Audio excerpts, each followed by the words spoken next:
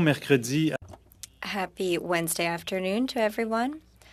I call this meeting to order. Welcome to meeting number 65 of the House of Commons Standing Committee on Industry and Technology. Pursuant to Standing Order 1082 and the motion adopted by the committee on Monday, November 28, 2022, the committee is meeting to study the development and support of the electronics, metals, and plastics recycling industry. Today's meeting is taking place in a hybrid format pursuant to the House Order of Thursday, June 23, 2022, but I'm happy to report that for the first time in a long time, everyone is here in Ottawa, and all of our witnesses are also here, so it feels like 2019 all over again. So good to have you. Et je suis très heureux. And I'm very pleased to see our witnesses, and I thank our witnesses for participating today. From the Department of Industry, we have Cheryl Groeneweg, Director General, Advanced Manufacturing and Industrial Services Strategy Branch; Patrick Hum, Senior Director, Advanced Manufacturing and Materials Industries Directorate.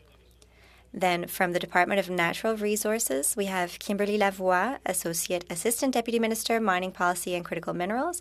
And finally, from the Department of the Environment, we have Megan Nichols, Associate Assistant Deputy Minister, Environmental Protection Branch, Denis Drouin, Director General, Plastics and Waste Management Directorate, and Leah Canning, Director, Policy Priorities, Strategic Policy Branch. Thank you for coming here to help us with our study. First, I will hand it over to Ms. Groeneweg, and you each have the floor for 5 minutes. Thank you.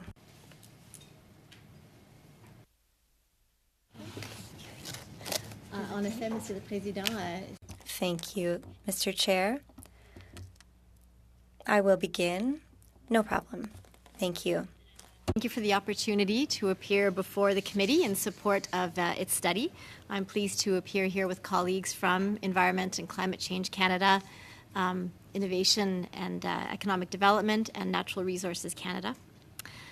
The circular economy provides an alternative and more sustainable framework for the design, production, and consumption of products and materials to keep them in the economy and out of landfills for as long as possible, all in support of the Government of Canada's efforts to tackle climate change, biodiversity loss, and pollution, while creating opportunities for clean growth and job creation.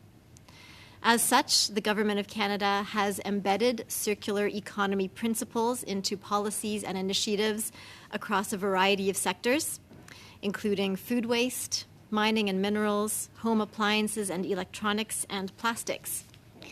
Je vais parler plus précisément. I will speak more specifically of the Government of Canada's approach to support a transition to a circular plastics economy, and my colleagues will speak to the other aspects of your study. Manage plastic waste can reduce plastic pollution and carbon pollution, retain the value of plastics in the economy, and generate new revenues and jobs. In support of this, we've set an ambitious Canada-wide goal of zero plastic waste by 2030 and announced over $275 million to support its achievement. However, we know there are challenges to overcome. These include the cost of recycled plastics and the lack of economies of scale, especially compared to new plastics and the costs of landfilling. Weak end markets for recycled plastics due to limited supply and demand for these products and their uneven quality, and low collection and recycling rates due to a range of factors such as contamination and lack of infrastructure. L'approche du gouvernement. The government's approach to address these challenges applies to each stage of the plastics life cycle and follows the waste management hierarchy. At the top of this hierarchy, actions to prevent and reduce waste in the first place are the most effective, and often at lower cost and with significant environmental benefits. Next are measures for reuse and repair, remanufacturing and refurbishing, recycling, and finally landfill. In Canada, this is a shared responsibility. The federal role in supporting the transition to a circular plastics economy rests in its market levers and environmental protection authorities. Downstream collection and disposal is the purview of the provinces and territories. Many have regulated producers of plastic packaging and electronics to require them to pay for the collection and recycling of these products through extended producer responsibility regulations. Municipal and regional governments manage public landfills and implement bylaws to increase waste diversion. Alors, le gouvernement fédéral So the federal government works in close collaboration with provinces and territories through the Canadian Council of Ministers of the Environment to implement the Canada-wide Zero Plastic Waste Strategy and Action Plan. The CME Action Plan contains a broad range of activities from improving plastic product design to supporting reuse and repair, to establishing consistent extended producer responsibility programs across the country, to providing support for infrastructure to recover and recycle plastics, and developing standards for recycled content in plastic products. In addition to collaborating with provinces and territories, the federal government is taking measures to achieve our zero plastic waste goal through innovation, regulations, and collaboration with other actors. We have banned certain single-use plastic items where they are harmful to the environment and difficult to recycle. We have committed to requiring labeling of recyclable and compostable plastics to reduce confusion and improve recycling and composting outcomes. We have committed to implement minimum recycled content requirements for plastic packaging to strengthen end market demand and supply.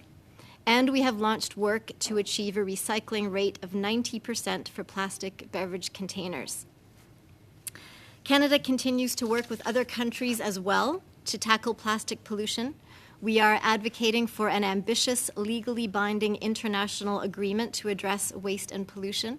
If these negotiations are successful, plastic markets around the world will be under even greater pressure to become more circular. Je vous remercie de Thank you for giving me the opportunity to speak to you today. to answering your questions. Merci beaucoup. Thank you very much. I don't know who wants to go next. Madame Lavoie, the floor is yours. Thank you, Mr. Chair, for the opportunity to appear before committee today. Critical minerals are the base inputs to electric vehicle batteries and advanced manufacturing sectors, including clean energy, information and communications technology, and defense applications. And the demand for critical minerals is forecast to skyrocket in the years ahead.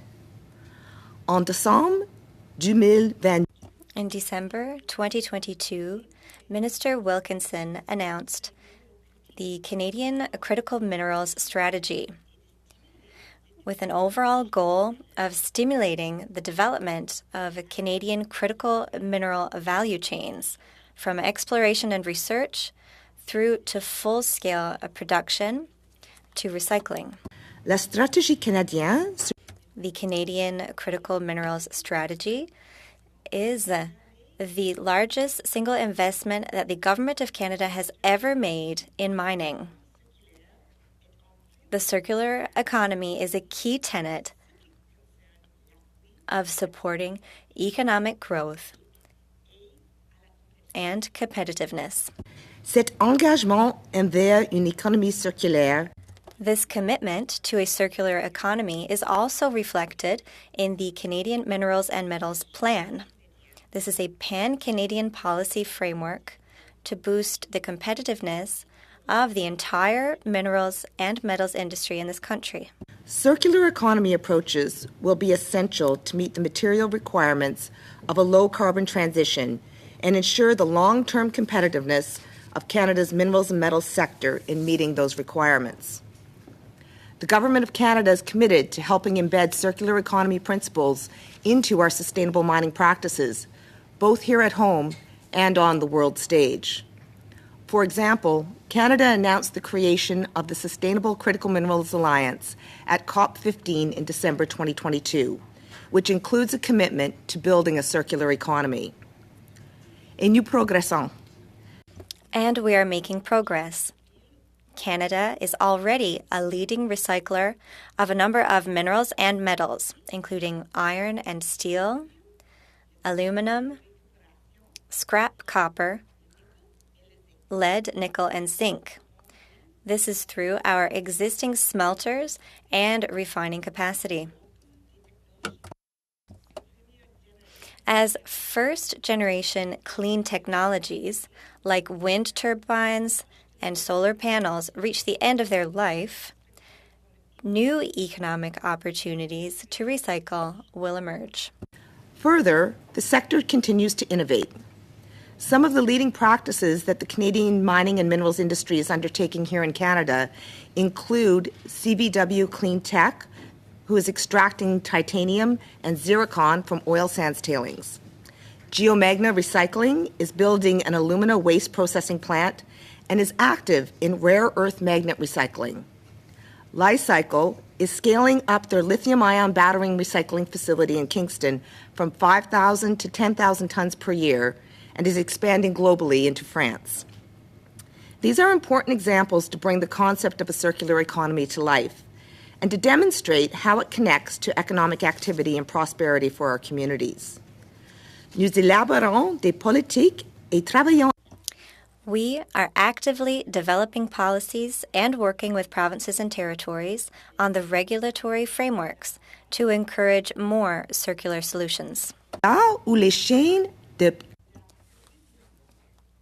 And where supply chains are nascent or developing in Canada, as in the case of rare earth elements and battery materials, we may provide funding where this can help advance solutions and development. Develop science and technology policy more broadly, as well as conducting research and development. NRCan, Natural Resources Canada, leads the Mining Value from Waste initiative, which is part of our ongoing green mining innovation research. Les gouvernements peuvent également. Governments can also play a role in de-risking technology adoption through initiatives such as the Critical Minerals Research, Development, and Demonstration Program, where NRCan is supporting industry, including in areas of recycling and from alternative sources. I hope these examples of the innovative work happening on critical minerals and circular solutions that will support the clean energy transition will inform the committee's thinking on approaches being undertaken in this important area. Merci. Thank you. And I would be happy to take questions from members of the committee. Merci beaucoup, Madame Lavoie. Thank you very much, Ms. Lavoie. And lastly, Ms. Grunwig, the floor is yours. Thank you very much, Chair. ISET's mandate is to improve conditions for economic investment, enhance Canada's innovation performance, increase Canada's share of global trade, and ensure a fair, efficient, and competitive marketplace. The Department has a purview across a wide range of industrial sectors, from steel and aluminum to chemicals and plastics, textiles and apparel, critical minerals, clean technologies, automobiles, aerospace, space, marine, digital, AI, quantum. It's quite a wide swath of the economy. The composition, performance, pressures, and opportunities facing these sectors is essential to setting the strategic direction for Canada's economic future. As ISET undertakes its work, there is recognition that globally there is an ever-increasing emphasis on industrial policy that sees competitive advantage in the transition to a low-carbon economy, recycling as an economic advantage, and furthermore an industrial policy pillar, and a drive to spur on innovation and develop technologies that create new market value that is considerate of robust supply chains and resiliency. In this context, ISET is active in areas related to circularity, particularly when it comes to emissions reductions and industrial transformation. For the work of this committee, this includes in areas such as critical minerals recycling and innovation, and development of advanced materials necessary for Canada's clean technology and manufacturing industries. For example, with the growing demand for electric vehicles, Canadian companies continue to pursue advantage at the forefront of R&D. This includes considering as to how best to enable the sustainable recovery of critical minerals from spent electric vehicle batteries. Across Canada's industrial sectors, companies are actively exploring and implementing disruptive changes to the ways in which they do business. as the world transitions to low-carbon economy. Through existing direct funding programs, including the Strategic Innovation Fund, the Department is supporting projects which exemplifies Canada's domestic orientation for industrial transformation towards a greener economy. For example, with funding delivered through the Canadian Critical Mineral Strategy, the CIF provided $222 million in support of a $737 million project with Rio Tinto Fer et Titante. This project aims to recover scandium from existing waste streams and also promotes a circular economy approach while also growing Canada's critical mineral production capacity for strategic industrial sectors. CIF in Canada and the Canadian Infrastructure Bank also provided $820 million in federal investments to ArcelorMittal Dofasco and Algoma Steel to support both producers in transitioning from coal-fired steel making to scrap-based electric arc furnace steel production in Sault Ste. Marie and Hamilton, Ontario, respectively. Greater reliance on circularity, particularly on recycling, reuse, and repair, has the potential to alleviate supply chain pressures that are persistent in the post-pandemic global context. Both in Canada and around the world, there are a growing number of companies looking at different ways to harvest key inputs, including critical minerals like lithium, neodymium, gallium, graphite, aluminum, and copper from post-consumer products. Some companies operating in this space are already processing 100,000 tons of recycled materials annually. This includes materials vital for Canada's emerging battery manufacturing ecosystem, where new business models that promote circularity are just beginning to emerge now. As the committee explores the topic of circularity and recycling, I would like to make mention of several market failures that are preventing widespread adoption and deployment of recycling across industrial sectors. For example, in many sectors, the cost of recycling, including collection, sorting, and processing, is high. It is challenging for companies to grow and scale operations to a point of profitability, particularly when they are competing in the context of international markets. In many manufacturing sectors, it is often significantly cheaper to source new materials from overseas, many of which even have a higher carbon intensity. Many recycling processes also require significant volumes of energy or need to be conducted at a scale which the infrastructure across the country cannot currently support, such as in the case of plastics.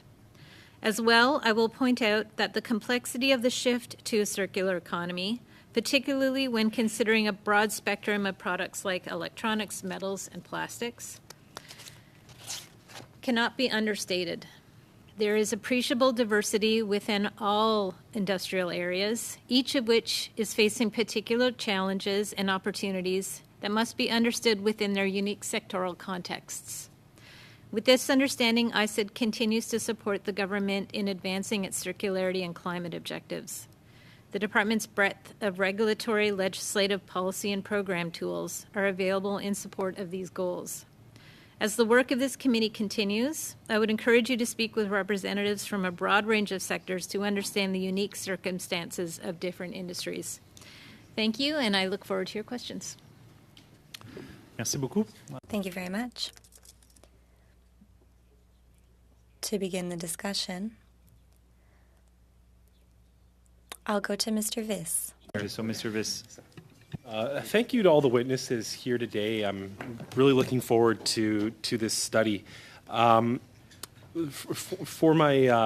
the witnesses from Natural Resources, it was mentioned that critical minerals are important for the development of the circular economy in Canada. How much lithium was mined in Canada last year? So Canada has 2 active lithium mines. Last year, there was only 1. It was in Manitoba. I don't have the exact stats at my fingertips, but I can certainly come back and get them for you. Thank you. How important is lithium to the development of battery technology? So lithium is one of the essential components in all of our current battery technologies, whether we are looking at it for electric vehicles or for storage. So lithium is an integral component, yes. What proportion of lithium reserves are in Canada in the global context?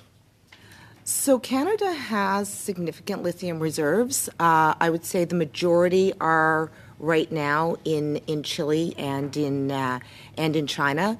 But Canada, I believe, is about sixth. But I can certainly come back and confirm that. How many mining projects or how many applications to mine lithium are currently with the Government of Canada? So there are a number of advanced projects, and if I had known, I would have brought my lithium brief with me. But there are a number of advanced projects that are underway in this country. How many environmental applications to mine lithium are currently before the federal government? Okay, so much of mining is in the realm of the provinces and territories. The vast majority of the regulation is in the provincial space.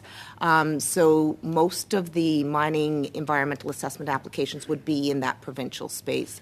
Do you have any idea of the number of applications with provincial jurisdiction or territorial? So I can get you the number. When I say advanced projects, those are ones that have either a feasibility or a pre-feasibility study and are ones that would be entering or have entered the environmental assessment process. So I can get those numbers for you as well as possibly the names. Thank you. That's very helpful. I look forward to that information. To our industry officials, we heard in great fanfare over the last number of days that the Government of Canada made an investment with Volkswagen to develop a new battery plant. Can you tell us how much money the government gave Volkswagen to bring forward a battery plant to Canada? Thanks so much for the question. That information is not yet public. So this is nothing I can communicate to you at this point. Are you aware of the number but unable to give it to me? Yes.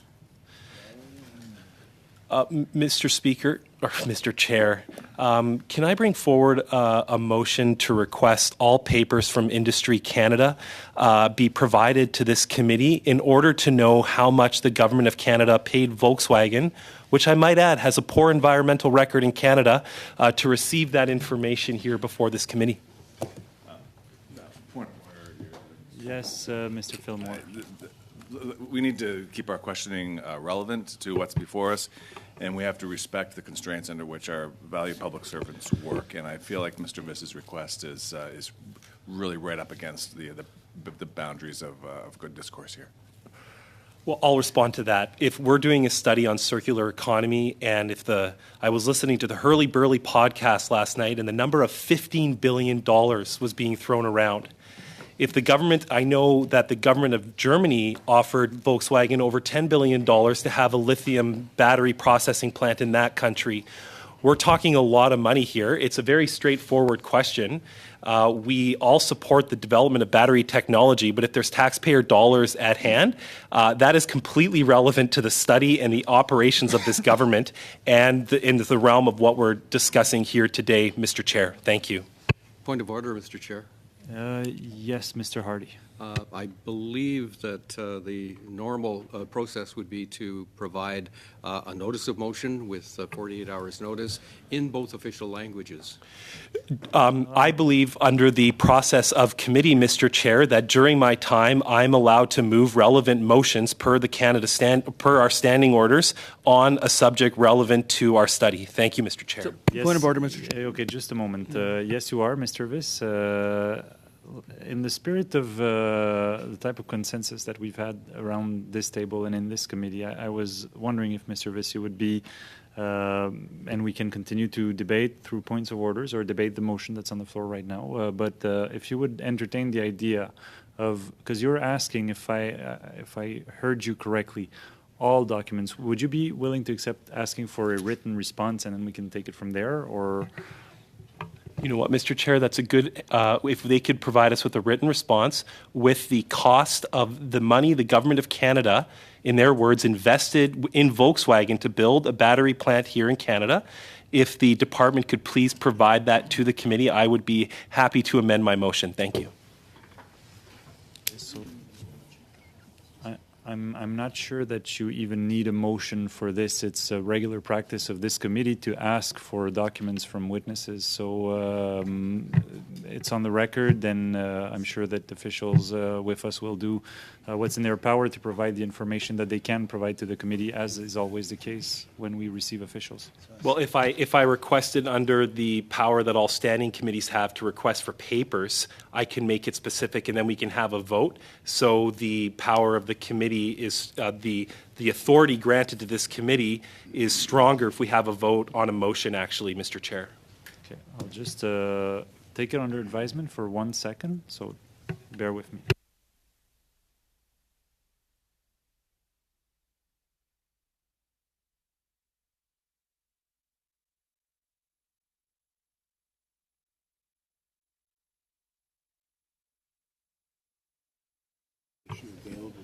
Yeah. That's a good one. Yes.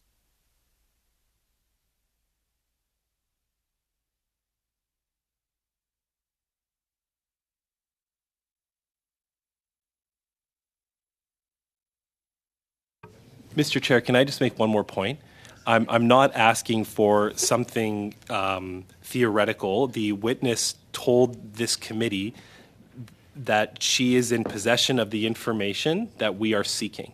So it's a very specific request. I just looking for a number. That the number is how much money did the Government of Canada give Volkswagen to build the battery plant? Yeah, I'm just not sure that you need a motion for that, but I understand that you want to move it and have the committee vote on it so that it has more weight in your mind. I have a point of order for Mr. Gahir wants to. Thank you, Mr. Chair. I just don't see how this motion is relevant. We're not specifically on the circular economy, and Chair, I'd like to ask you what we're studying today. Just the title of the study for today. I think it can be argued that it is within the scope of that of the study of today when we're talking about circular economy. So I think we're covering development and support of the electronics, metals, and plastics recycling industry. So I think if it's in the scope, it's at the far boundary of what we're covering today. It's completely relevant. Like 100%. If you want to be relevant about, I think It's a straightforward question. no, and if you want to be relevant,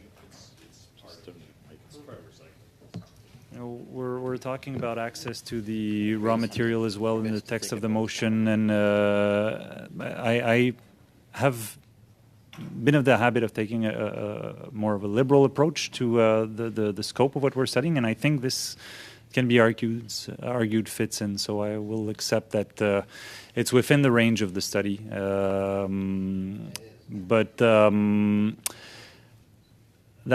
So, Mr. Viss, you want to proceed to a vote on that? You want the proper, because what I'm saying to you, Mr. Viss, is that you don't really need for us to go to a vote. You've asked the documents. It's on the record, and the official will get back to you as they've acknowledged. But if you want the proper motion, then we can start the debate right now.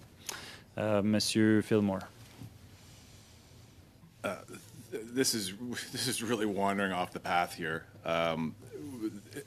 Canadian investments in Volkswagen are not related to the development and support of the electronics, metals, and plastic recycling industry. This is an important study that needs to get done. It's not a fishing expedition for talking points that the member is looking for possible question period fodder. This is a serious study that needs to get done. Mr. Speaker, while we understand what the member is trying to get at here, I would ask that we suspend, please. Okay, I'll accept that we briefly suspend so that members can discuss how they want to vote on the motion that's on the floor. So I'll just briefly suspend so just for a few minutes, and I'll also look with the chair to see if. So we suspend briefly.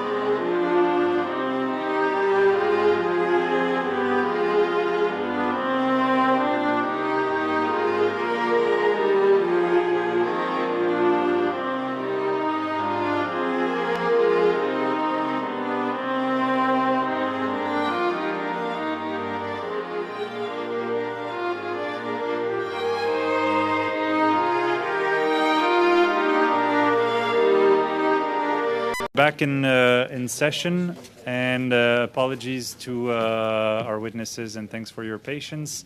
And I understand, et je pense que c'est de l'avis de tous qu'il y a une. I believe everyone agreed. And Mr. Vice, you are going to amend what you had proposed. Thank you to the witnesses for being honest. I know I was a bit prosecutorial there. What I will do is withdraw the motion and kindly ask that the information I requested, that is the Government of Canada investment in Volkswagen, be provided to this committee before our next meeting, Mr. Chair. Thank you. Which is in 3 weeks when we resume from the spring break. So I understand that the department will provide a written response to the committee with the information that was asked by Mr. Viss. You still have a minute and a half left, but I'm tempted. I'm tempted to take it from you, Mr. Viss. I'm not sure you deserve it. But if you want it, you can pursue your I have another line of questioning, but I will say I do appreciate the collegiality on this, and I did have another question for the Department of Environment. I was reading our briefing today, and it outlined some statistics on plastic waste. How many tons of plastic waste are exported from Canada to Asia on an annual basis? We've started to control those exports only in 2021 as part of the. Sorry, can you repeat that? I couldn't hear you. Yes. So plastic waste export has officially been controlled since January 1st, 2021. Okay. The vast majority is going to the United States. I don't have the tonnage, but mostly export waste goes to the U.S. Now, for the export waste going to the United States, is it going to processing facilities, or is it going to ports for exportation from America? It could be both. And we don't have a clear division of stats on those two. What I could say, though, is you need an export permit to export outside of Canada, and if the waste transit through the U.S., you still need the permit. Thank you. One final quick question: is there a negative and positive list on toxic plastic substances that determine whether those export permits are issued to a company or an individual? Thank you, Mr. Chair. Yes. So the regulation works in a way that if the waste is covered under the Basel Convention, one of the annex of the Basel Convention that lists different type of waste and the hazardous characteristic that are portrayed from that waste, it triggers our regulation. It does also trigger, our regulations also get triggered if the recipient countries consider this waste hazardous, regardless of if we consider it hazardous or not in Canada. If the recipient countries consider this hazardous, it triggers the regulation and someone needs to have a permit. And anyone who exports without permit, it's called an illegal export and it's subject to enforcement activities. Merci beaucoup, Monsieur Drouin. Thank you very much, Mr. Drouin. Ms. Lapointe, the floor is yours. Thank you, Mr. Chair. Kimberly Lavoie, it was a pleasure having you in Sudbury and seeing you again at PDAC earlier this month. And we talked a lot about critical minerals and the need for us to ramp up critical minerals, and we've identified there's really only 3 ways to do that, and that's either opening up new mines, ramping up existing mines, or looking for minerals through some waste products. And experts, including the International Energy Agency, have suggested that recycling e-waste could alleviate pressure on critical mineral extraction, since most e-waste is made up of several minerals, including critical minerals. So can you tell us what initiatives has Canada put in place specifically to reuse critical minerals in e-waste? And then I have a second part to my question, which is, what steps should Canada take to recover more of the high-value materials that are found in e-waste, such as iron, copper, and gold?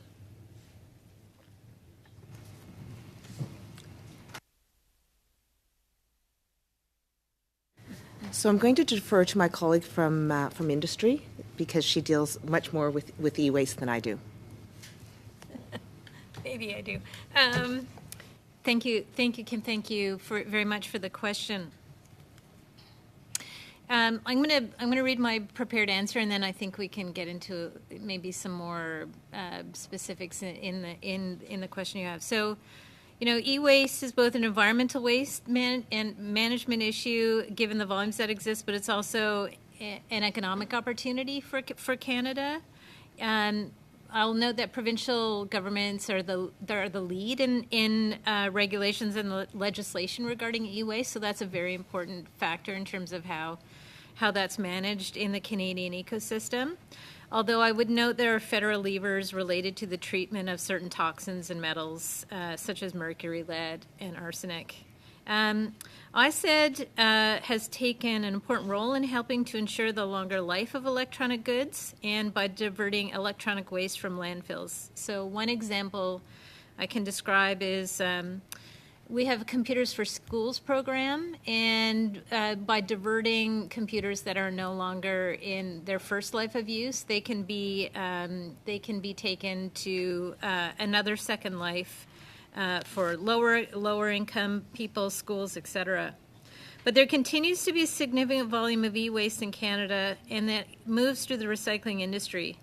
Businesses in the recycling industry that specialize in the safe disposal of e-waste ensure that components from plastics to valuable metals are disposed of properly and re-enter supply chains as recycled content. However, not all recycled inputs have the same value, which impacts the demand for these recycled materials. So, in essence, we have a very nascent, burgeoning recycling of e-waste sector, if you can even call it a sector, because in some instances it's what the products of e-waste might go to various offshoots into key inputs into other parts of the manufacturing system. And so it's quite dependent, as I said in my opening remarks, upon the ability for those products to be absorbed into the manufacturing sectors for which they could become part of the circular economy. So I hope that's somewhat answering your question. It's helpful. My next question is for Ms. Nichols. Can you tell us, what is industry doing? I mean, we're here focused on government, but I'm curious to know, what is industry doing to promote recyclability of their products and to increase durability of their products? Thanks very much. Certainly, many parts of industry are taking Canada's ambition very seriously and contributing to the solutions. For example, there is the Global Plastics Pact, the Canada Plastics Pact, which is a collection of a number of companies. About 50 companies are members of this Canada Plastics Pact, as well as universities, municipalities, and they are working together to identify voluntary targets to reduce the impacts of plastic on the environment. And can you tell us, how well do voluntary actions work to promote that greater electronic recycling? Is that a question for? Yes. Well, I would say in general, voluntary approaches can work very well in certain cases, and it really depends on the certain outcome that we are looking to achieve. In terms of the electronics sector in particular, we have worked with them to create a kind of action plan or roadmap, and one of my colleagues from Environment might be able to speak to that a little bit further. Yeah, so the voluntary approaches are usually very useful if you're dealing with a small number of companies, willing companies, and in that case, you always have a different approach, which is if voluntary doesn't work, the regulatory tools could be used. So often in environmental protection, we look at the two different approaches and how they can be working together combined. But there's a lot of work happening at the industry because if you hear retailers, for example, you'll hear them talking about what the consumers want, what their employees want. Restaurants, for example, is another good example. They sometimes have trouble to find employees if they don't serve a certain type of cutlery, for example. I see there's no plastics in here today. But on e-waste,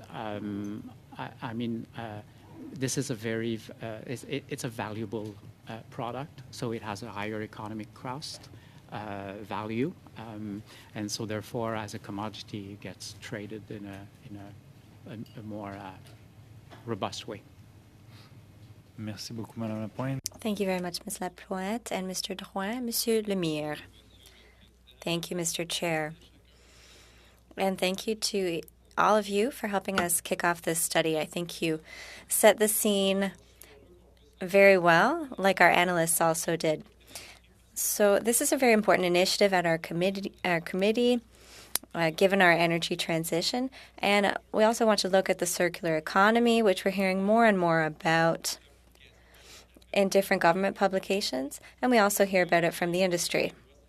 My colleagues and I think, would believe that we also want to see more transparency and predictability when it comes to recycling, to show what work needs to be accomplished in order to get to this circular economy goal.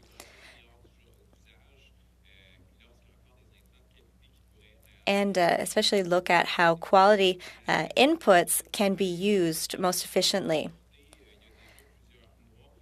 A few months ago, I wanted to bring up this study, and it's because I was paying attention to happenings in the recycling industry, and we see that there are social acceptability problems. I'm from Rouyn-Noranda, and you've surely heard of the issue in our region that had an impact on our community. And it can have an impact on individuals' health. So the environmental impacts and public health impacts obviously fell under the Quebec provincial government's purview. And we wanted to hear about their measures before we started a study such as this. Here's my question. How do you see this issue of social acceptability in an issue such as this one? And Minister Guilbeault had made an announcement saying that NRCan and the federal government and the Environment Department had asked questions and asked for a study. What was the study that was asked for, and what were your conclusions and recommendations that you made? Speaking of the Horn Foundry, I can certainly say, Mr. Chair, that addressing air pollution is a shared responsibility between federal and provincial governments.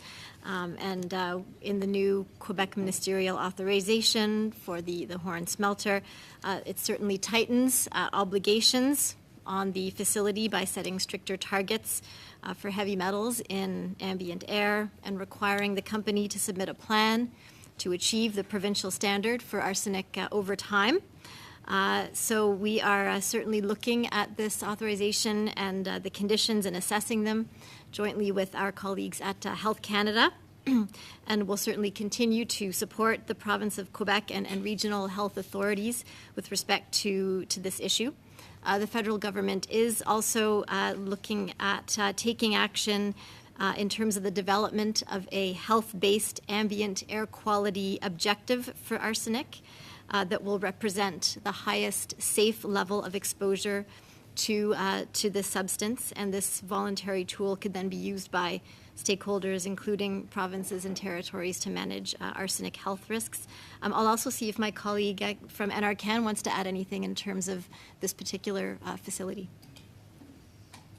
So I would say that, as we look at the work that's being done in the critical mineral space, it's very much a balance between economic opportunity and environmental protection. And we work really closely with our colleagues at Environment. We work very closely with our colleagues at Industry to look at how can we achieve that balance.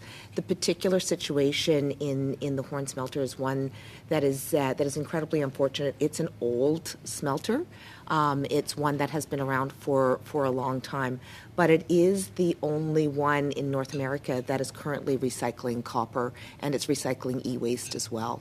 And so the objective that we are looking towards is how can we allow that smelter to continue to do its important work while still protecting human health. And so that's the work that's happening with Environment, with Health Canada, with the province, and we are all, and actually Glencore themselves, they have agreed to, put in measures, and they're putting $500 million into cleanup measures to reduce the emissions, and they've set a target to do that. And so I think if we all work together, we can certainly reduce the environmental impacts, improve the outcomes for human health, and still ensure that we achieve our recycling and smelting objectives. Thank you for your answer. In the 1980s, there was a huge problem for the most acidic sulfuric acids. And when I was listening to the budget yesterday, something very interesting was a 30% reimbursable credit regarding key recycling measures. And I'm wondering if the Horne smelter and Glencore as a company would they be eligible for this credit in their operations? Well, thank you very much for the question. Yes, we noted that in the budget yesterday. I would have to defer that question or the answer to your question to the tax policy folks at the Department of Finance, who are much better placed than we are to respond to that. Ça va me faire plaisir. That would be great, but I believe I have to move on. Well, you can go ahead, Mr. Lemire, if you have more questions. Well, Ms. Lavoie, you had mentioned how the Horne smelter is unique in North America. And yes, copper is one of these key strategic minerals, and it's extremely important worldwide. So what can we do to emphasize the value of this asset and to really sell how this is part of the solution if we want to move towards the circular economy? What can the Horne smelter play in that development for Quebec and Canada? That's a very good point, and I do think that industry has a huge role to play in this work, and Glencore is no exception to that. They are, they are a key tenant in the minerals industry in Canada, both in Quebec as well as elsewhere in Ontario and Sudbury in particular. And I think that if we really all roll up our sleeves and look at the art of the possible with respect to, embracing new technologies that can clean up the emissions that are coming out of that factory, that refinery can actually, yes, be part of the solution on a go-forward basis. As we are looking to mine more copper that we need for everything, every light that we have, the electricity runs through copper. And, if we don't have that smelter capacity, then we actually have no choice but to export that raw material and not have the value chain in Canada. So in order to do that, we need to work with industry to help them be able to reduce their emissions, to be able to achieve the targets they need to achieve so that people can have long, healthy lives as well as good paying jobs to be able to achieve our shared objectives. Thank you very much. Would it be possible to have more information on the data that you asked for this summer regarding the environment? If you could send that to the committee, that would be greatly appreciated. Thank you, Mr. Lemire. Mr. Massé. Thank you, Mr. Chair, and thank you to the witnesses. if I pop out this because I'm going to get my phone, which broke, and then my glasses that broke, and these are 15 years old, so I can't see you, so if I'm squinting at you, it's not because I don't believe you. I do want to ask, though, and with regards to Mr. Viss had a good question with regards to the exportation of plastics and so forth. It was really embarrassing, I think, for a lot of Canadians that we saw what took place in the Philippines. And I want to follow up on that. So are you making assurances here for us today that if it goes to the United States, because I never thought of that, what Mr. Viss actually just brought up, is that, you know, we could do indirectly what we can't supposedly do now directly. And I believe, if I'm just going by my memory now, because I dealt with this file, we didn't sign all the international agreements on plastic dumping into developing countries and other countries. So can you perhaps give me an update as to those two things, as whether we are actually, I think there was a side agreement that starts with a B to stop some of that, and then I'm not sure if Canada signed that, and then also what Mr. Viss had raised with regards to sending to the United States or maybe to Mexico or some other place, doesn't matter who, to end up somewhere else that we can't track. Thanks for the question. I'll try to be brief as well. But there's a lot in the question, and it goes back to the international regime on the movement of waste. At the core of it is that the Basel Convention, which is an international agreement that Canada signed and ratified. The Basel Convention, the cornerstone and something I should have said, thanks for that reminder, for that question again. The cornerstone for the trade is the prior informed consent. So nobody can send any waste to a country that has not provided its consent first. And in doing so, the principle behind it is that the country can assert that it can manage the waste in an environmentally sound manner, i.e. it can be dealt with properly from an environment perspective. So, okay, so on that, if I could, well, there's certain countries that I don't trust with their human rights, let alone whether they could actually follow through with toxic chemicals and plastics. One of my first motions in the House of Commons here was on environmental contaminants and human health. I come from an area that's been, subjected to a lot of toxicity in its environment due to the auto industry in the Ohio Valley and so forth. Is there a list, though, that we track in terms of, could we find out where any of this waste has gone and then where it's ended up in terms of plastics and recyclables that we sent out? Yeah, so the system is not totally opaque. I talked about the illegal waste, right? I want to be clear here that we have a regulation in place, we have an international convention, we have enforcement activities, we have compliance, but cases of illegal waste export sometimes occur, and we take enforcement activity. Our waste, generally speaking, goes to the OECD countries, as well as in the case of the United States.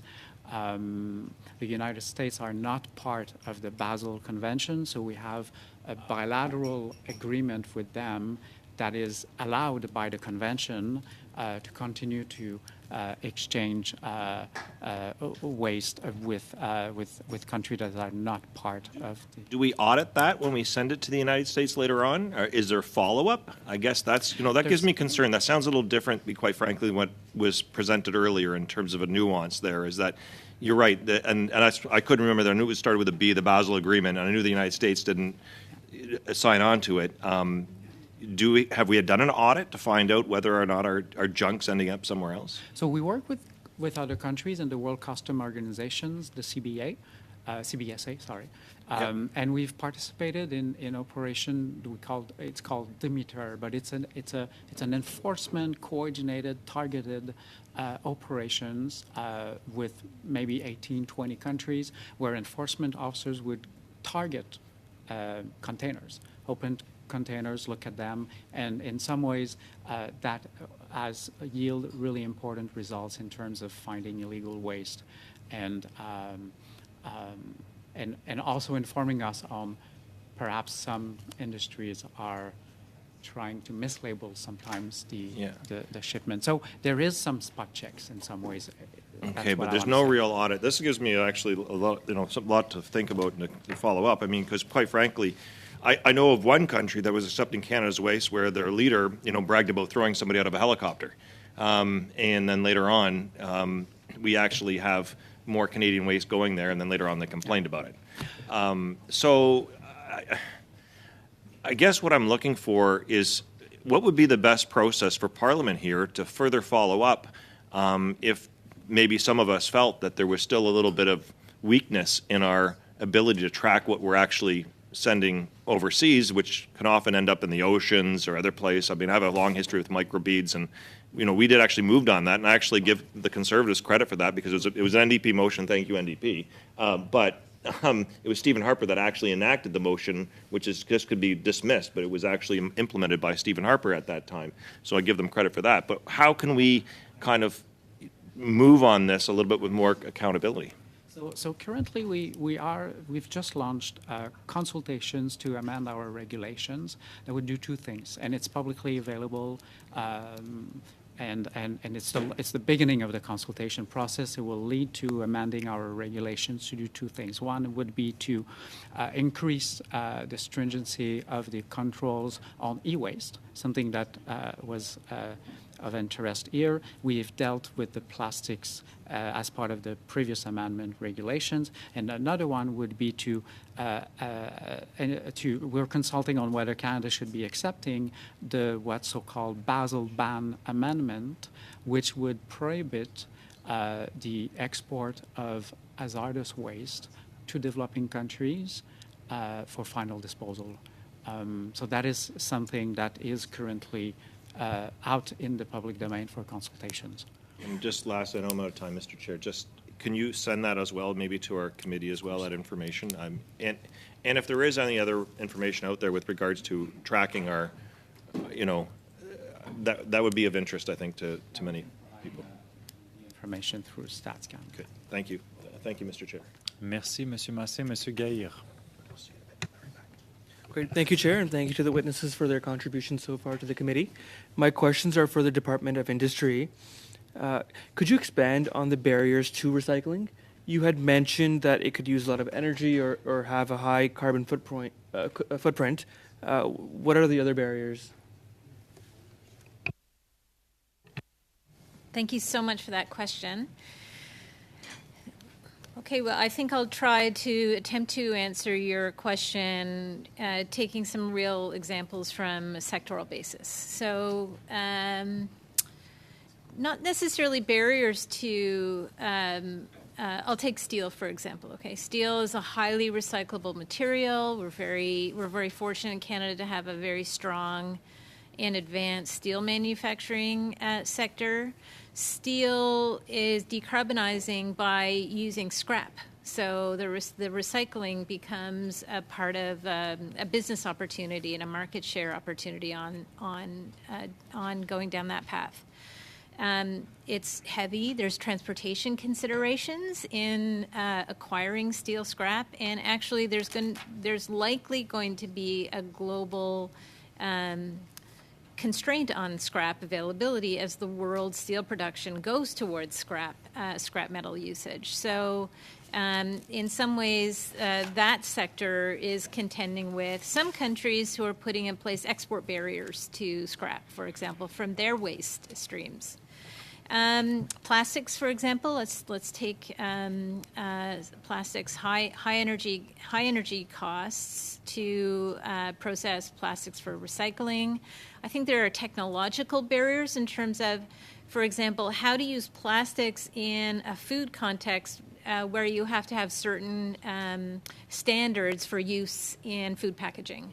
And the world is starting to solve that problem, but not quite there. And so it's filtering off the plastics that are good for that and filtering those away that are not, and then ensuring that there's the chemical process, et cetera, that are involved. And then in Canada, is the plastics recycling stream sufficiently oriented towards feedstocks for any endeavor that would use recycled feedstock to transform plastic into other manufactured products? So that could have barriers, for example, on a province-to-province basis. Indeed, as this is, again, as I said in my opening remarks, the provinces tackle that in unique and ways in which they have features that they have built up within their systems. There are means in which we could use, for example, byproducts from the forestry sector as an input fuel, as an energy resource. So, for example, biochar is a good example of that. The cost input to using biochar as a new energy resource that could go into a sector that needs high heat values to transform, for example, I'll take steel again. The cost of the input is not such that it's competitive with the alternative that might be currently used now. So often there's a cost price consideration that dynamic that means that the market hasn't really picked up that signal yet. And then I would say scale.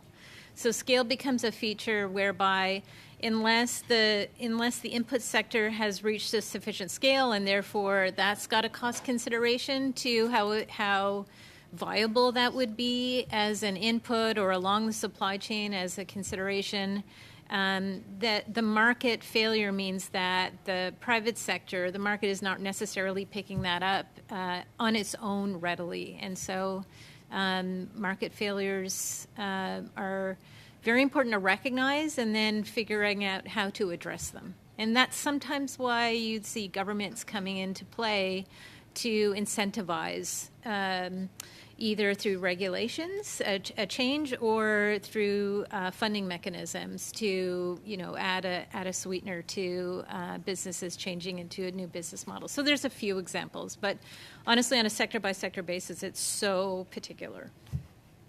And thank you for your answer. I know we're talking about so many different industries, so I appreciate the different examples that you're giving. So according to OECD data, Canada recycled 14% of e-waste in 2016. That's in line with the U.S., but it's much lower than our European counterparts like Germany, France, and Sweden, which are higher than 50%. Have we improved since 2016?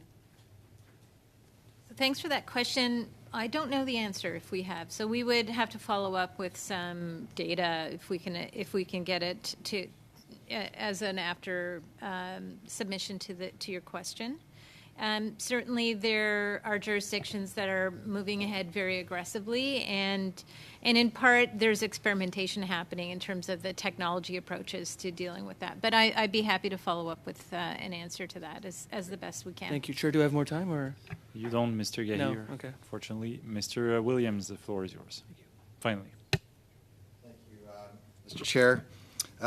Two are in the Department of the Environment. What is our recycling rate in Canada? And then what is the recycling rate of British Columbia? Well, everything. Thanks for the question, Mr. Chair. I can speak to the recycling rate in Canada for plastics.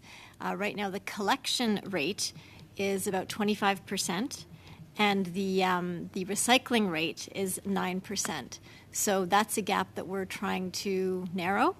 The reasons are around often contamination of what's collected, consumer confusion about what exactly is recyclable, and also just sometimes lack of infrastructure and capacity at facilities. In terms of the BC rate, I don't have that at my fingertips, but we can certainly follow up with that. And that's Danny. Probably just in quality terms, one of the really good in the country. Research, it's been of the best. It seems that the recycling rate of BC seems to be over 75%. Would that sound about right? And that's for all electronics and all recycling as a whole, diverted from landfill. I guess that's where I'm getting the recycling rate number. Yeah, we'd have to get back to you on that. If you get those, can you submit those to the committee? Certainly. One of the reasons for those, I guess, is the Extended Producer Responsibility Program. Are you aware of that program? Certainly. Fantastic. So can you just tell me a little bit to the committee what that program is and why it's successful?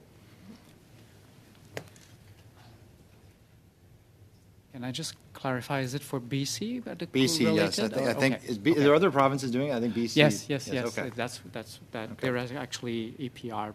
So an extended producer responsibility programs transfer the responsibility and cost for the design, recycling, and end-of-life management of the product from the public to the industry itself. It's the economics behind it is that the industry will then have all of the levers and tools and incentives to better design and better collect and better reintroduce in the market. So that's what an EPR program is. There are EPR programs in Canada, in Quebec, and recently in Ontario. BC is one of the most established. There is also one in being developed for the north in some territories. So there are many EPR programs in the country.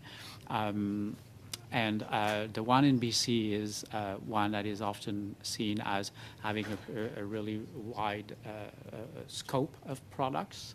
But there are many, and they take different shape and forms, but essentially the province would set a target and would require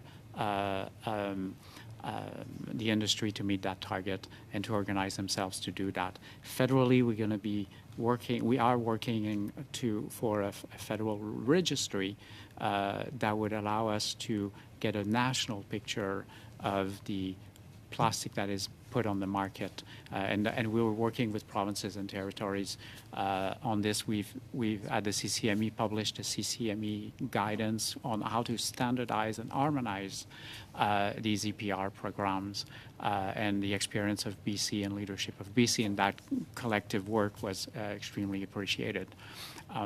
So there is quite a lot happening in EPR in Canada.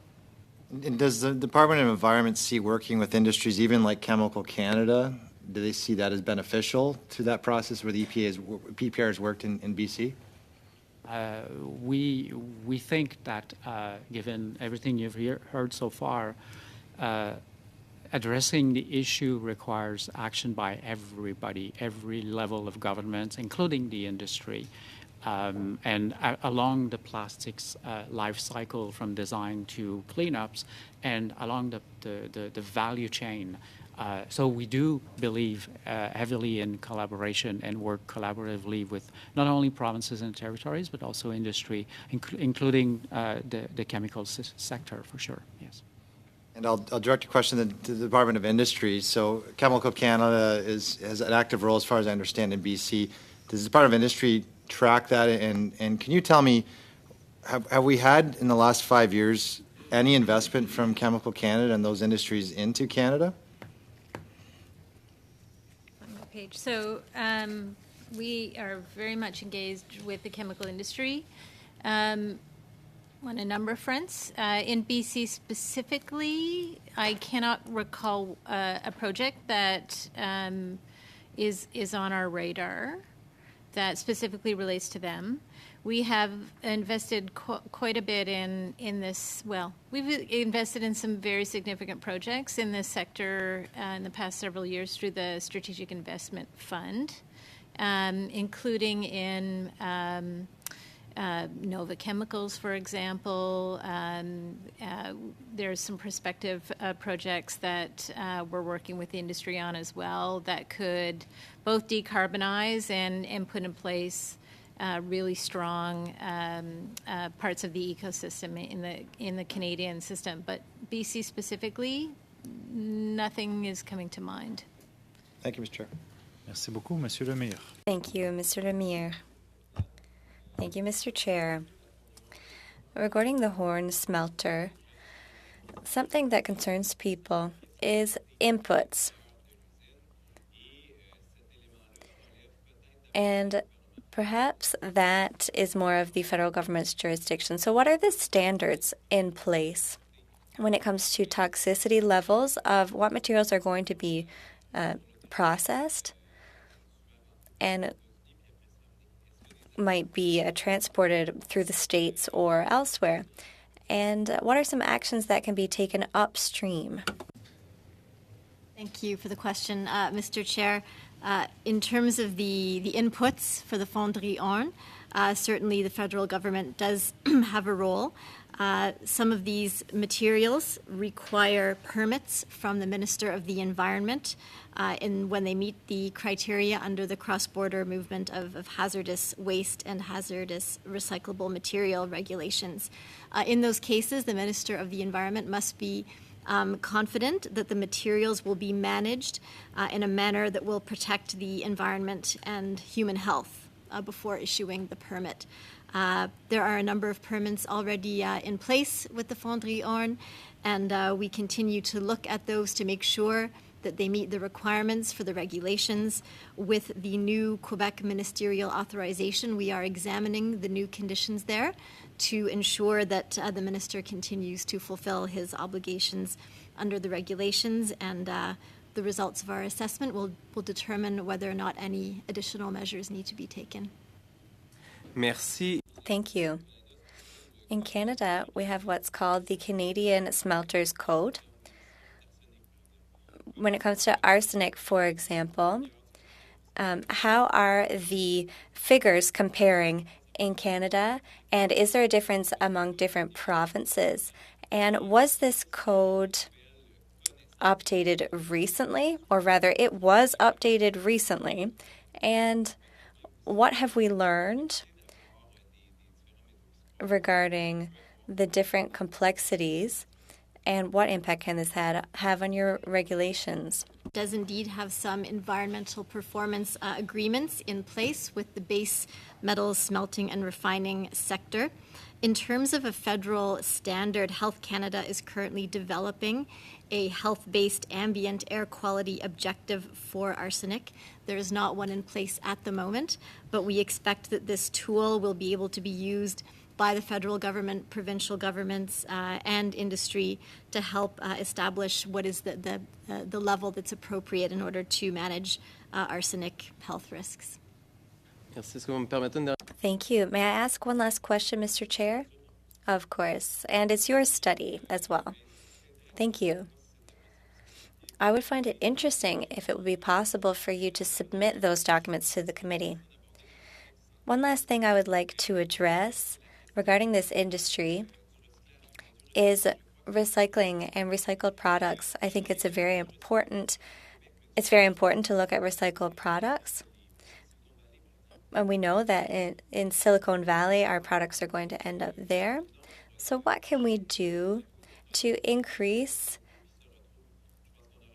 or decrease the amount of waste and increase recycling? Perhaps we would be less dependent on other partners. When we see recycled products such as this, with all the different silicone parts and the paint that's added and the different toxic materials on the various chips, can you tell me what impact does that have on the likelihood that an object will be recycled?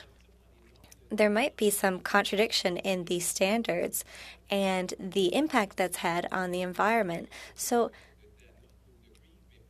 can copper production be increased through recycling in the future? The crux of the matter seems to be money. Oftentimes, private companies will purchase the products and export them, but we're losing these export capacities domestically. Okay, so thank you so much. Very important question, very important line of questioning. Hopefully I'm answering what your question is directly as I can. The demand for copper is going to be quite a bit bigger. Like, you know, even conservative estimates are very strong. And so, you know, the world has to consider all avenues for access to copper, including through extraction and then refining virgin copper from the earth, as well as what has already been extracted and transformed into some manufactured product, and then recycling of those.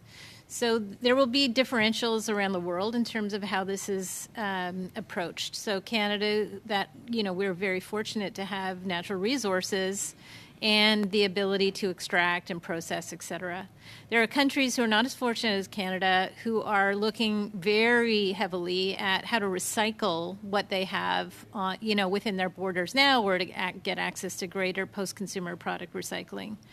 And I would imagine that those approaches will, put farther ahead the ability for recycling to be a more viable economic way in which to do this. So it's not absent right now. Of course, you know that the Horn Foundry is accepting recycled material and it's processing that. It's a very important part of what it does, but it does both, right? It takes virgin copper and it takes recycled content. So I would see more of both things happening around the world, and I would see Canada having a very important role in how this plays out as well. Merci beaucoup. Thank you very much. Merci, Monsieur Lemire. Thank you, Mr. Lemire.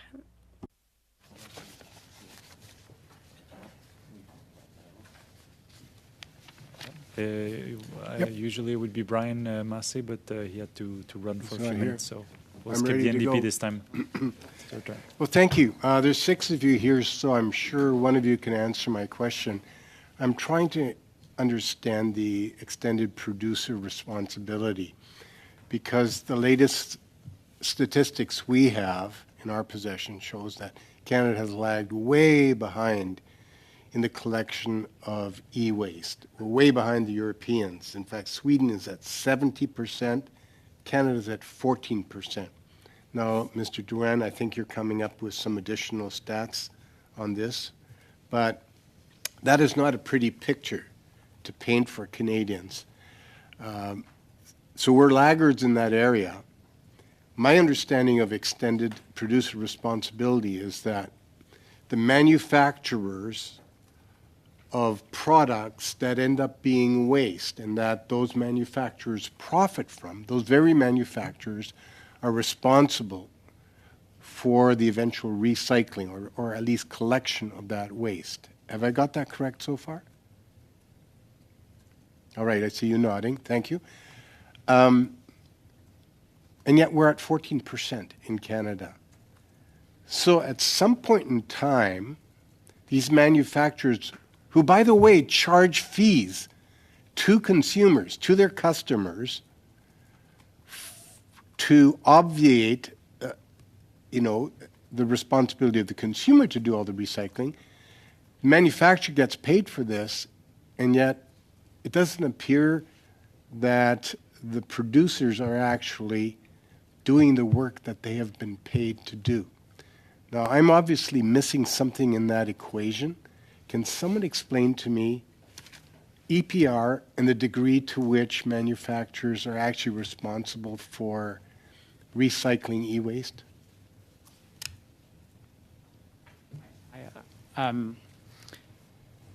So it goes to the so the best answer I can give you is the manufacturers discharge their obligations through the fees from their own operations. So they will not collect those fees to consumers to then transfer them to a province, for example.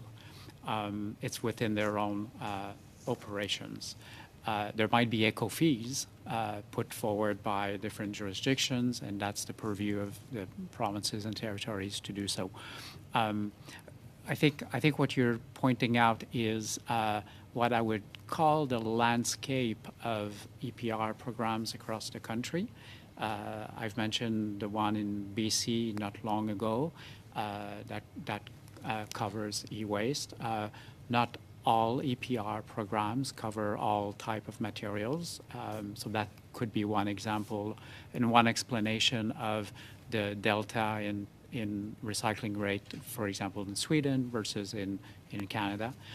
Another important factor is what is the timeline that those EPR programs are being implemented through their legislation.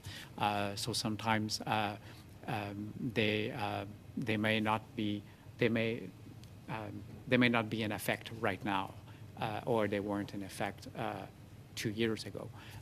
So there's the implementation and the scope of each EPR programs that may have implication and impact on the stats that you've mentioned. Is there something that the federal or provincial governments can do to improve the rigor of our EPR regimes across Canada? Yeah, so the provinces are responsible for the setting up and the administration of the EPR programs. At the federal level, we are working with them in the CCME, the Canadian Council of Ministers of the Environment, where we created a guidance document around the standardization and harmonization of EPR programs across the country. That document is online in the CCME website, and it presents what an EPR program could look like across the country for each jurisdictions to. Federally, we spend most of our regulatory effort in action that would apply nationally across the country. So we've looked at the prohibition on single-use plastics, for example, but we're also looking at recycled content in plastics products. So we have one standard for the country, Okay. but the EPR is something that's for the province to deal with. I've got another question. Another way we can reduce e-waste, it's a small way, but we can do that, is by moving to a universal charger. The European Union is well on its way to doing that. If you came into my home, you would find drawers full of chargers. And somehow, I don't believe in Canada we're yet at a point where we're willing to move towards the adoption of a universal charger. Can someone clarify on whether we're moving in that direction? I think there was a budget item relative to this yesterday, and so that's just yesterday. So I think if for future discussion, perhaps at the committee, you can imagine that it's always fresh news for us what's in the budget, as well as it is to every other Canadian. You might not think that, but it's always news to us too. But you can confirm that right now, the government of Canada, prior to the budget, yesterday's budget, there was no plan to move forward with a universal charger. It's possible the budget may have changed that.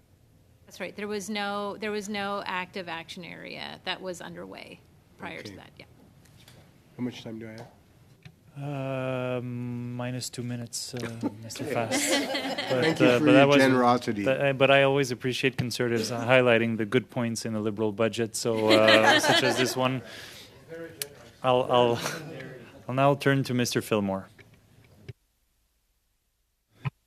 Thanks very much, Mr. Chair, and maybe a good reason to vote for the budget. I mean, that's clearly something that's very important to you. I'm not crossing. Okay, all right. We'll give you a better seat. Thanks to the witnesses for all your time and all the work you do in the departments every day. Really extremely grateful. All of us are. Ms. Lavoie, if I could start with you. We've heard a lot today about the critical minerals strategy, about the importance of critical minerals and all kinds of things, from electric vehicle batteries, defense, telecommunications. The list is long. The demands are great, and as we progress into this future, we've got to, I think, figure out ways to mitigate the pressure on extraction and all the complications, geopolitical complications, and environmental and social complications that come with that, and really turn to recycling and using what we already have out of the ground already. So I just wonder if you could provide to us what you know of the programs. Which programs are in place now in Canada? What are we doing in Canada right now to really extract critical minerals from e-waste and then reuse them? So thank you, Chair, and thank you very much to the member for the question. Canada's doing some really interesting work, actually. We have a program that is running through the CanMet mining system in the federal government in partnership with industry and with academia called Mining Value from Waste. And it is really looking at, old mines and looking at the tailings of those mines, which contain many, many tons, in some cases hundreds or thousands of tons of material that is actually usable, and in particular in the critical mineral space. So we're looking at extracting nickel and extracting cobalt that we need for those batteries that we're all looking to put into our vehicles and our storage. And we are looking at how can we get those from those waste streams. And it's also a double bottom line, because those tailing ponds need to be managed into perpetuity.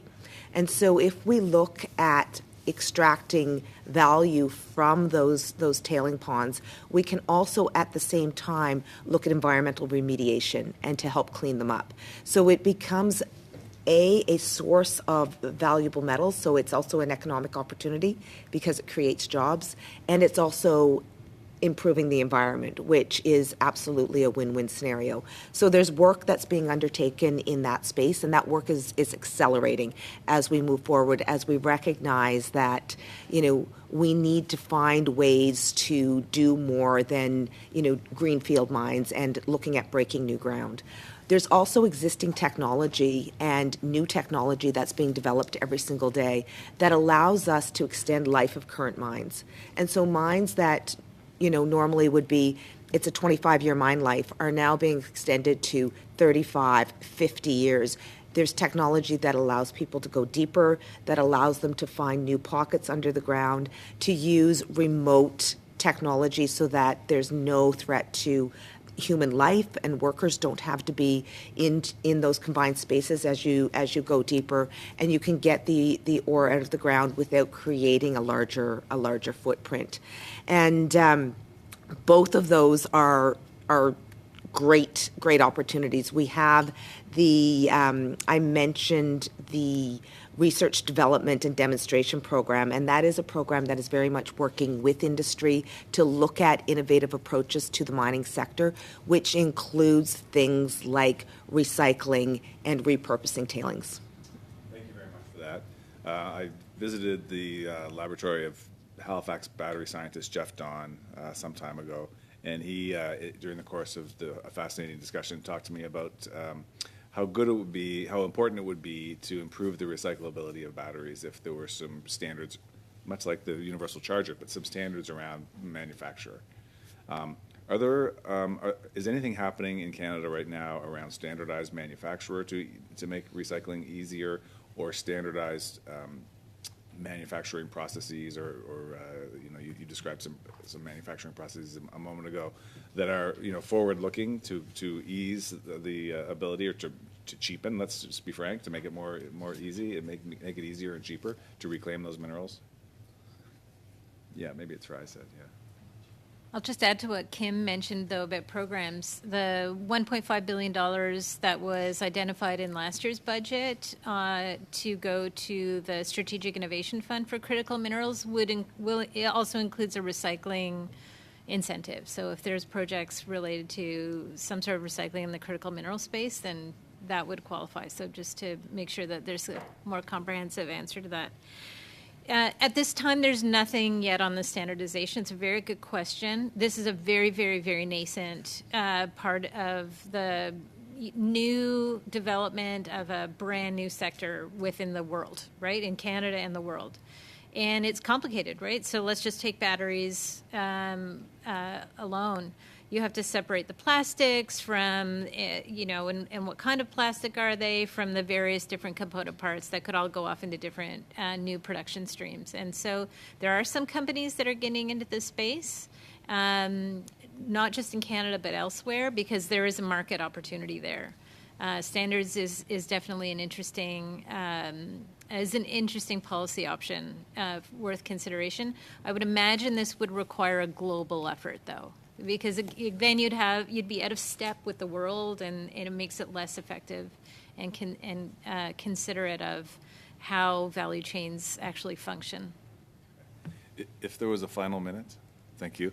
I just wondered, maybe for anyone on the witness panel would like to respond, Is there a best practice somewhere in the world, or whether it's a jurisdiction or an industry or a company that is doing the thing that you wish we were doing here toward the ends that we're talking today? Is there like a shining thing out there you'd love to have here at home in Canada?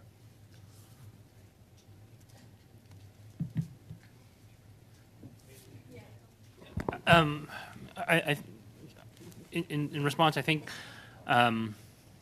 perhaps we know too much about this, what's going on.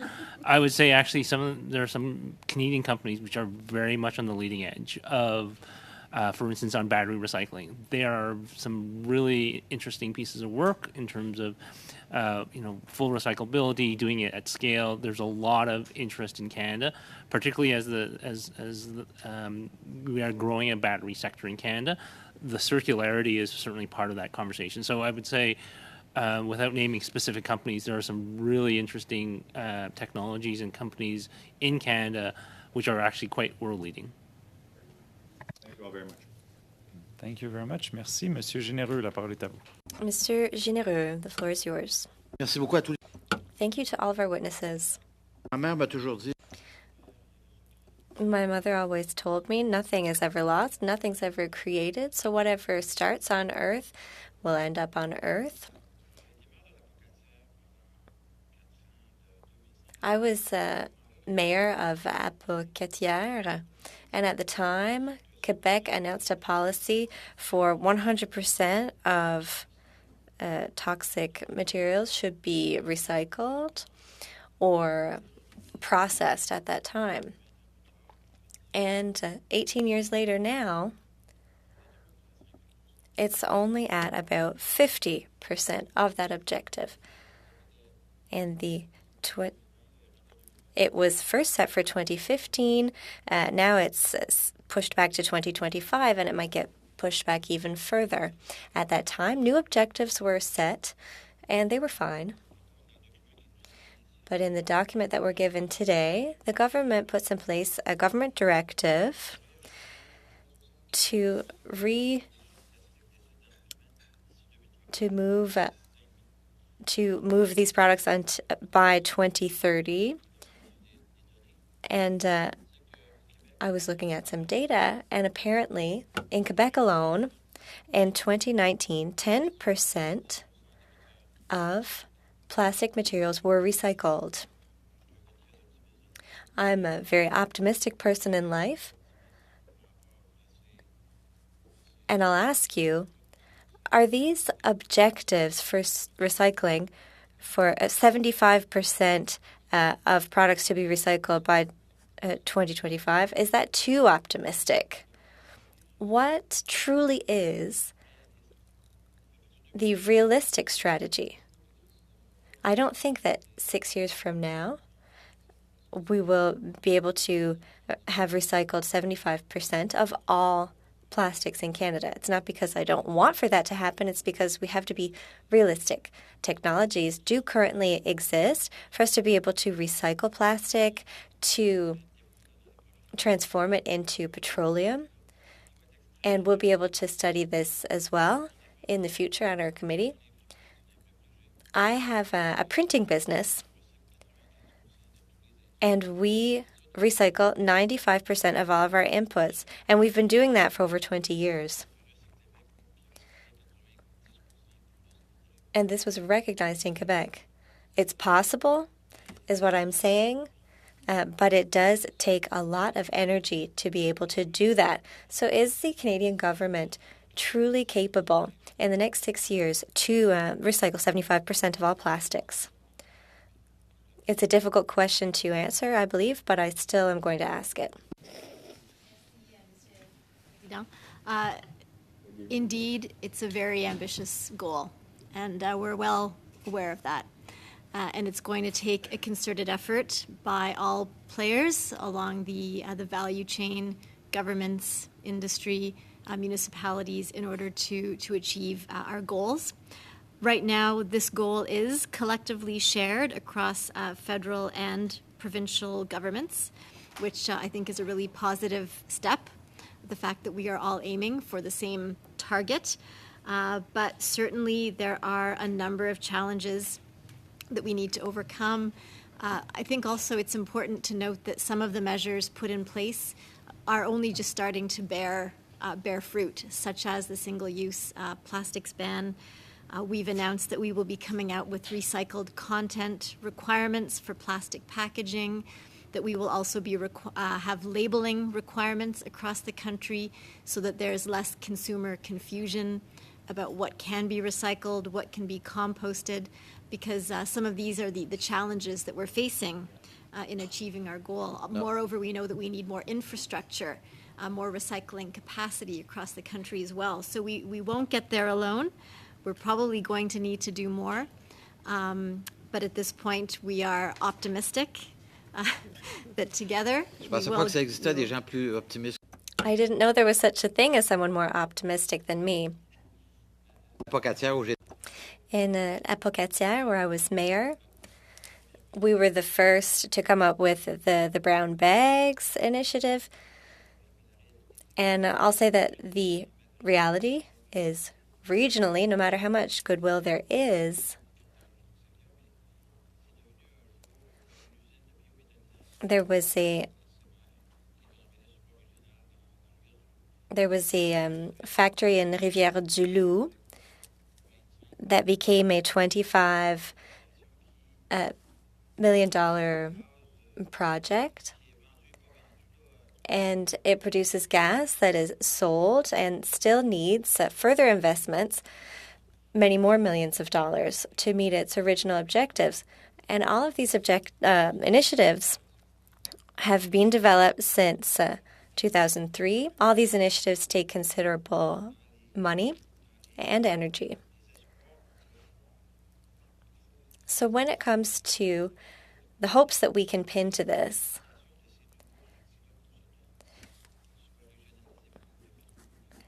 we have to regionalize these tools that we're creating for ourselves in our regions.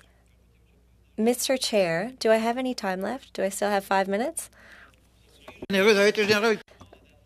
He's usually generous. Je veux juste ajouter. I just want to add one thing since you're here. It's important for me to say, when it comes for e-waste, computers and so forth, there are not-for-profit organizations that hire individuals with special needs, etc., to work in these facilities. And I think that should be even more encouraged because it's so important to divide up the materials. And these organizations need to be encouraged even more because they're also employers for people living with disabilities. So I think that they deserve even more support to continue their good work. Thank you. Merci. Thank you. Environnement peut-être, mais pas gardien du temps. Mais merci. Thank you, Mr. Généreux. I will now give the floor to my colleague, Tony. Mr. Chair, I'm just wondering, my colleague, Mr. Hardy, has one question, so I'll share my time with him. Mr. Hardy, go ahead. Oh, thank you very much, Mr. Van Bynen. Plastic isn't one compound. There's many different types of plastics, and I'm wondering, kind of two questions in one.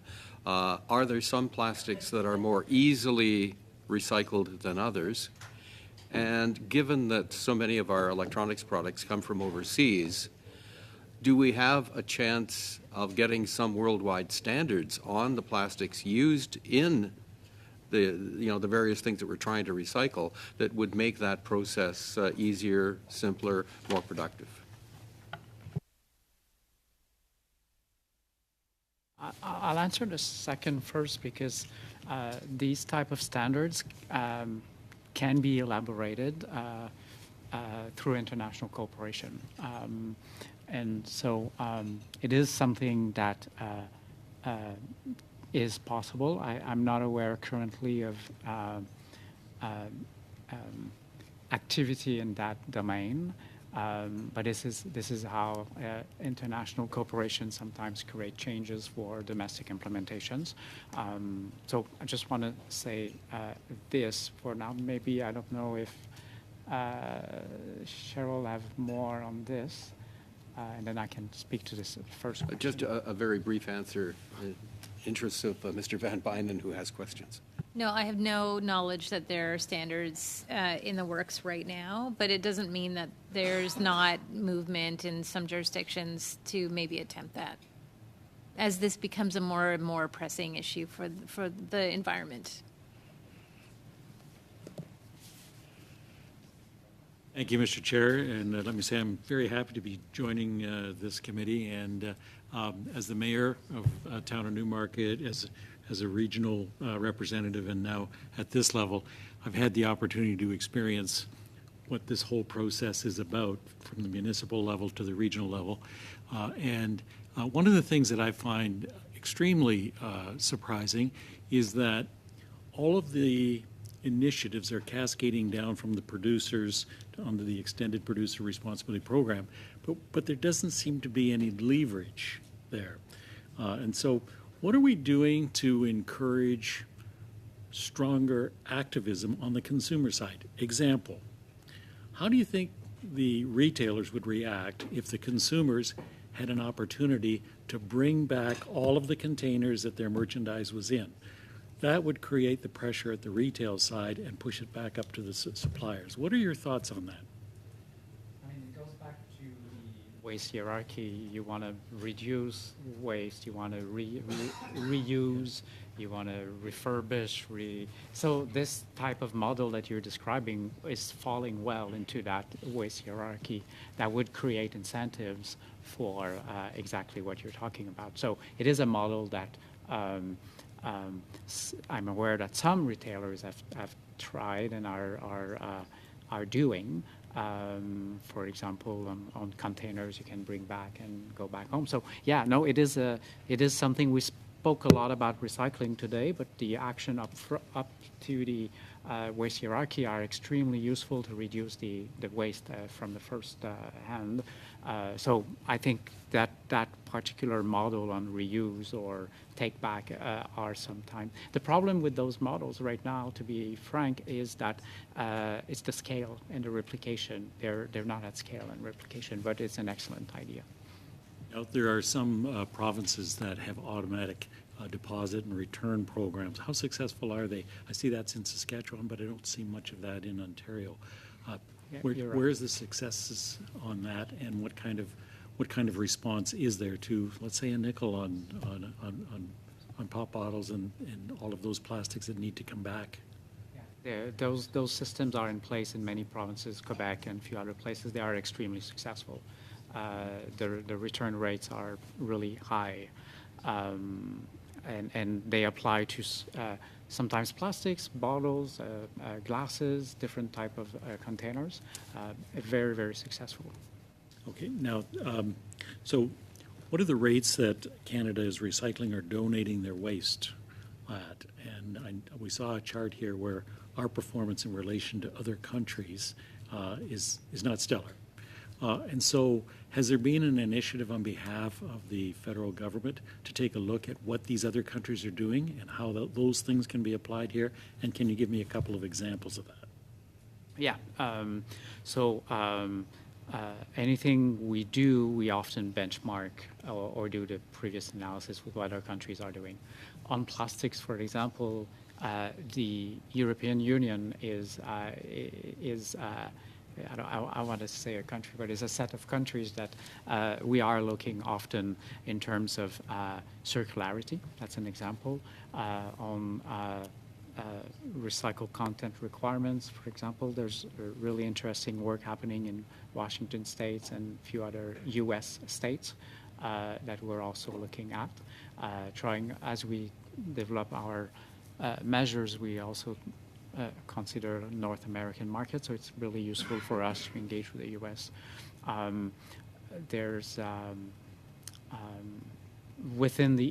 There's also some interesting work on exports of waste in Australia and New Zealand. Those two are islands, and they have put together different control measures for keeping the waste in their jurisdictions. So we do often need. It's actually a requirement by the Treasury Board Secretariat. Specific Oh, yeah, examples yeah. that apply to that, just for the committee's benefit. Do I have any more time, Mr. Chair? If you wish, Mr. Van Bynen. One really quick question then. One of the things that I found very frustrating is that there's a municipal level of responsibility, a regional level of responsibility, provincial level of responsibility, federal. And I see that the European Union has started looking at reducing administrative burdens by calling for harmonization of national registries and reporting formats. What kind of mechanism can we introduce so we have that kind of harmonization and it applies itself more effectively across the country? Yeah, and the answer is collaboration with the level of government across the table, given the jurisdictional powers and shared management responsibilities, generally speaking. Is there any leverage that you would suggest that would incentivize that collaboration? There's a lot of willingness. Ministers agreed to harmonize, for example, in the NEPR program. So there's a lot of willingness, and there's been guidance documents developed together. Now the lever you're talking about is how do we make those documents real?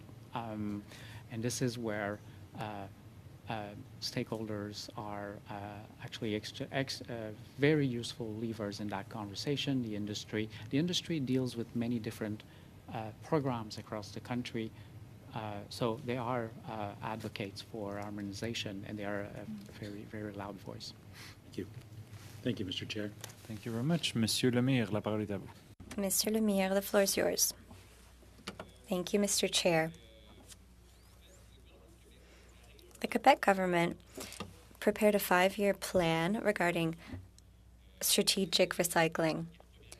It mentions mapping out the products and their content, a number of projects, including telecommunications and transportations in the regions. There's even a part of the plan for future sectors.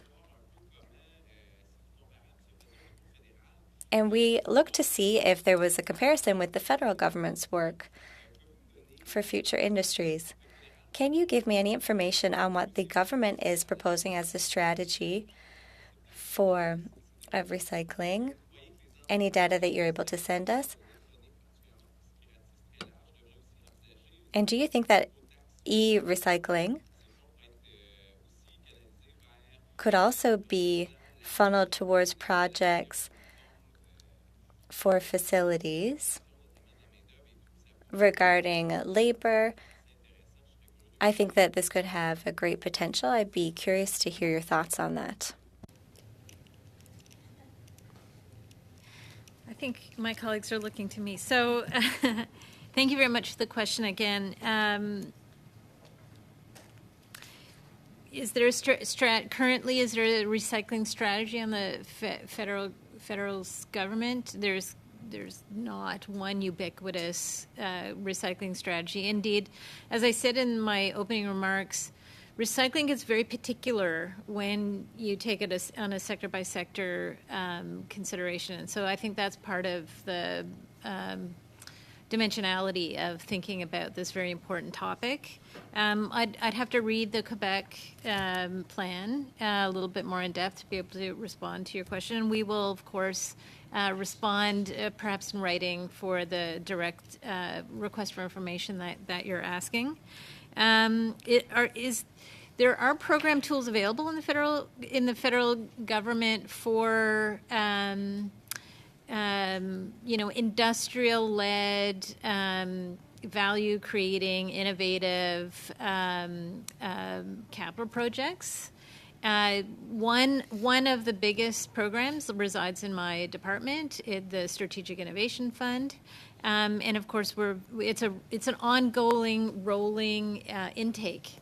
So if there are projects that come in that tick the criteria for what qualifies for funding, and they are actually meeting the government's objectives that they've laid out, including on the environment, those projects are very much of interest to officials as we give advice to the government in terms of what they may or may not wish to fund. So there is absolutely availability for high-value projects to be considered.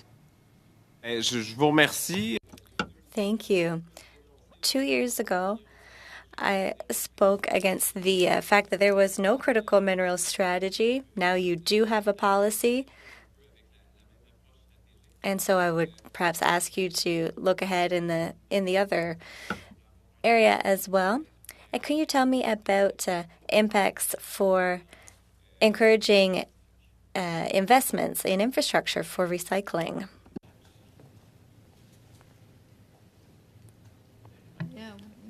I think issues of eco-tax would probably be something that we would need to study and consult with our colleagues at the Department of Finance. Merci. Thank you. Merci, Monsieur Lemire. Thank you, Mr. Lemire. Mr. Massey. Mr. Chair, following up, similar to the Volkswagen battery announcement, Stellantis as well in Windsor, where I'm from, I'd like the same information that we're going to get for that. And to follow up as well, is there a plan to also work on, because in the auto industry, there's a lot of clustering that goes on. So what is happening with regards to recycling and clustering potential options for these battery plants? Has it been discussed? Is there something happening there? That's the huge part of these investments isn't just the actual investments, it's the spin-offs and the, one job creates generally 7 in the auto sector. So is there a plan there? What's happening with that? And does it include recycling as well too? Because it'd be awful if we ended up shipping all this stuff all over the place instead of clustering it together, which is the tradition. So a minivan made in Windsor literally crosses the border about 7 times before it's made between Windsor, Detroit, and parts of other areas. So if you could, please. I think we would, I can give a high-level response. I think all the value chain considerations are in play now in terms of Canada's position on creating very strong, very globally relevant supply chain linkages to the auto sector, including EVs and batteries. I think we would need to follow up in greater detail to your question, which is a complex one and would require some consideration. And that's fine. I guess what I'm worried about as we go down here is that we have a strong Canadian tradition of rip and ship with our natural resources, and that's different from the auto sector is in terms of what the value added. So I'll end with that, Mr. Chair, is that like the tool and die mold industry stuff, like the value added components is what we're looking at. And as we evolve in this, I think we're all trying to be really interested in finding out really what we're prepared to do. And there's I remember back, and it was Alan Rock back in 2003 where we had the National Auto Strategy roundtables in Toronto. They're very effective, and so I'm just hoping that we haven't seen that kind of return to date. Other strategies have been employed, but if you could, almost like a briefing component would be also important as much as the money to me.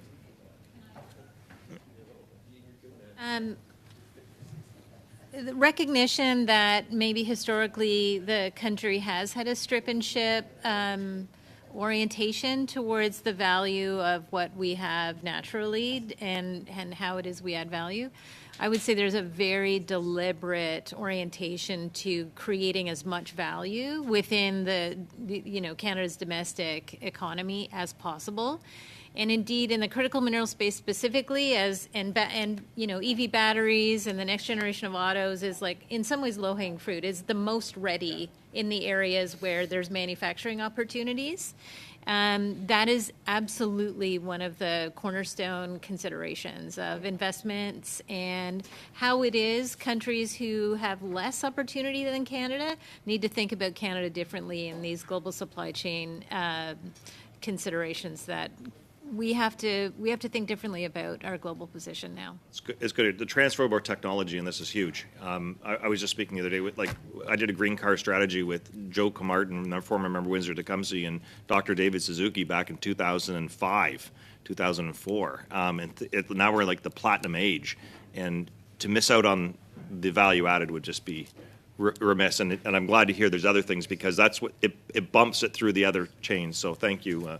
It's exciting to hear. Merci beaucoup. Merci, Monsieur Massé. C'est ce qui... Thank you very much. Thank you, Mr. Massey. This ends our discussions for today. Thank you to all witnesses for your participation today. You got the ball rolling on this study that we will be undertaking as a committee. And I would like to welcome Mr. Van Bynen to the committee. We're pleased to have you. The meeting is adjourned.